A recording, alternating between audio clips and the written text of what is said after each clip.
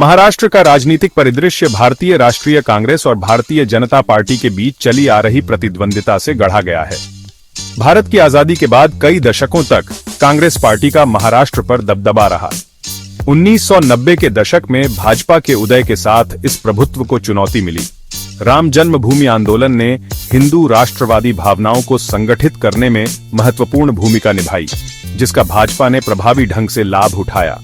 इस अवधि के दौरान कांग्रेस पार्टी के पतन ने भाजपा के विकास में योगदान दिया। एक महत्वपूर्ण मोड़ 1995 के विधानसभा चुनाव के साथ आया, जहां भाजपा ने शिवसेना के साथ गठबंधन करके सरकार बनाई। इस जीत ने महाराष्ट्र की राजनीति में भाजपा के एक मजबूत ताकत के रूप में आगमन का संकेत दिया। कांग्रेस और भाजपा अपनी प्रतिद्वंदिता के बावजूद एक ही वैचारिक पृष्ठभूमि में निहित इतिहास साझा करते हैं।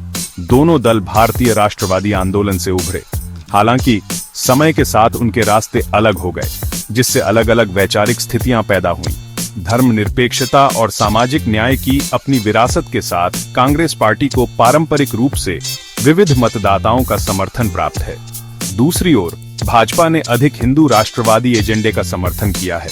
इन वैचारिक मतभेदों के बावजूद दोनों दलों ने कई बार गठबंधन बनाने और महाराष्ट्र के जटिल राजनीतिक परिदृश्य को नेविगेट करने में व्यावहारिकता दिखाई है। इन दोनों दलों के बीच प्रतिद्वंदिता केवल वैचारिक लड़ाई तक ही सीमित नहीं है।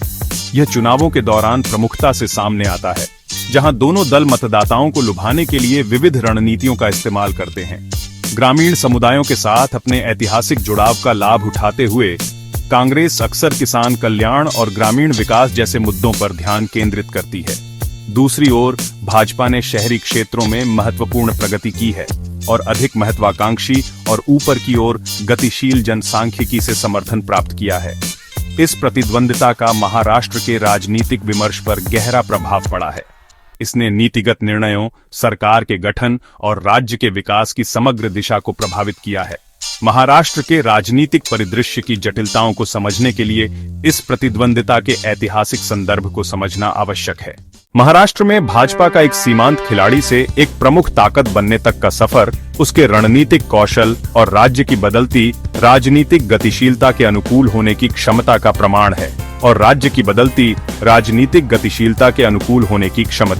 भाजपा का उदय कोई अचानक घटना नहीं, बल्कि सोची समझी चालों और गठबंधनों का परिणाम था। पार्टी ने क्षेत्रीय भावनाओं के महत्व को पहचाना और शिवसेना के साथ गठबंधन किया, जो एक मराठी मानुस एजेंडे का समर्थन करने वाली पार्टी है। यह गठबंधन एक जीत का फॉर्मूला साबित हुआ, जिसने भाजपा को महाराष्ट्र की राजनीति में सबसे आगे कर दिया।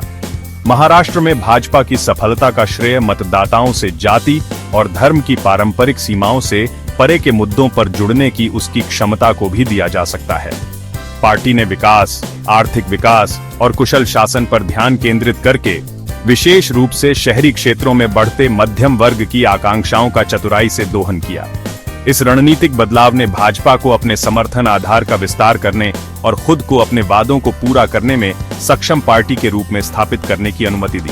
हालांकि महाराष्ट्र में भाजपा का सफर चुनौतियों के बिना नहीं रहा है। किसानों की परेशानी, बेरोजगारी और सामाजिक अशांति जैसे मुद्दों से निपटने के लिए पार्टी को आलोचना का सामना करना पड़ा है। शिवसेना के साथ भाजपा का गठबंधन हालांकि राजनीतिक रूप से समीचीन, तनाव और कटुता के दौर से भी चिह्नित रहा है। इन बाधाओं के बावजूद भाजपा महाराष्ट्र की राजनीति में एक दुर्जेय शक्ति बनी हुई है।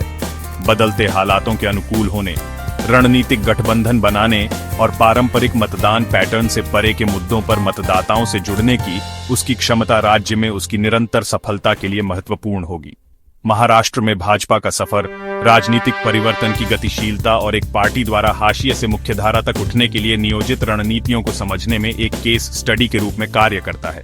भाग 3, चुनावी रणभूमि, महाराष्ट्र में रणनीतियां और गढ़। भाग 4, प्रतिद्वंदिता का भविष्य, पूर्वानुमान और संभावनाएं।